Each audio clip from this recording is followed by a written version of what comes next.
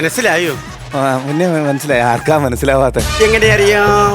കണ്ടിട്ടുണ്ട്, കേട്ടിട്ടുണ്ട്. കുടുംബാവ എവിടെ കണ്ടു? ഒരുപാട് ഇതിലൊക്കെ ഞാൻ ചേച്ചി വന്നത് എന്തിനാണെന്ന് മോൻ അറിയോ? മോന്റെ ഒരുപാട് പ്രോഗ്രാംസ് ചേച്ചി കണ്ടിട്ടുണ്ട്, ഒരുപാട് ഇഷ്ടമാണ്. അപ്പോൾ ഞാനിപ്പോ ഒരു പുതിയ സിനിമ ചെയ്യുന്നുണ്ട്. പറഞ്ഞായിരുന്നു. അത് പറഞ്ഞായിരുന്നു. ഞാൻ പറഞ്ഞു. സന്തോഷം. അപ്പൊ ആ ചിത്രത്തിൽ നായകനായിട്ട് മോനെയാണ് സെലക്ട് ചെയ്തിരിക്കുന്നത്.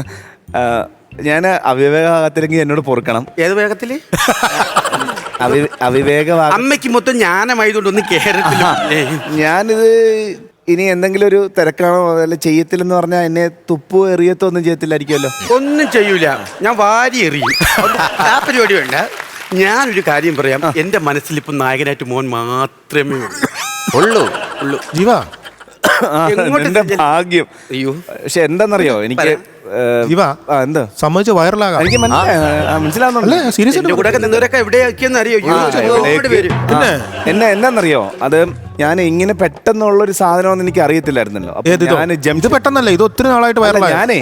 ഞാൻ ഇത് പെട്ടെന്ന് വരുമെന്ന് എനിക്ക് അറിയത്തില്ല. അത് ഞാൻ ജംഷഡ്പൂരിൽ ഒരു ഷൂട്ട് ആയിട്ടുണ്ട്. അല്ല, ഇതെന്നാ ഷൂട്ട്? ഇതിപ്പോ ഈ അടുത്ത മാസം.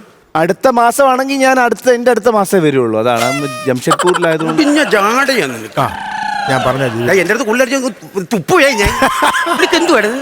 ഒരു നല്ലൊരു ഓപ്പർച്യൂണിറ്റി കിട്ടിയിട്ട് വേണ്ടാന്ന്. നീ അടുത്ത മാസം വന്ന് അഭിനയിക്കണ്ട. നല്ല ഒന്നാന്തരം നടന്മാർ എന്റെ കീഴിലുണ്ട്, ഇന്ത്യൻ തരം. അവരെ കൊണ്ടുവരികയും ചെയ്യും. ഈ സിനിമ ഞാൻ അങ്ങോട്ട് ഷൂട്ട് ചെയ്യുകയും ചെയ്യും. കാണിക്കണം ചേച്ചി, കാണിച്ചു കൊടുക്കണം അവനെ. കാണിക്കും ഞാൻ. കാണിക്കണം അവനല്ല, എന്നെ കാണിക്കണം. ഇന്നെന്തിനാ കാണിക്കുന്നേ? അവരെ വിളിക്കുക ചേച്ചി, അവരെ വിളിച്ചു കയറി വേടാൻ ചേട്ട്. പിന്നെ അല്ല, അഭിനയിക്കാൻ പിന്നെ ഇവിടെ വേറെ ആളില്ലാത്ത കണക്ക്. അയ്യോടാ പോയാ. അയ്യോ എന്നില്ലേ? ഇല്ല ചേച്ചി, ഞാൻ പിന്നെ വരാം. നിങ്ങൾ കയറി വാ.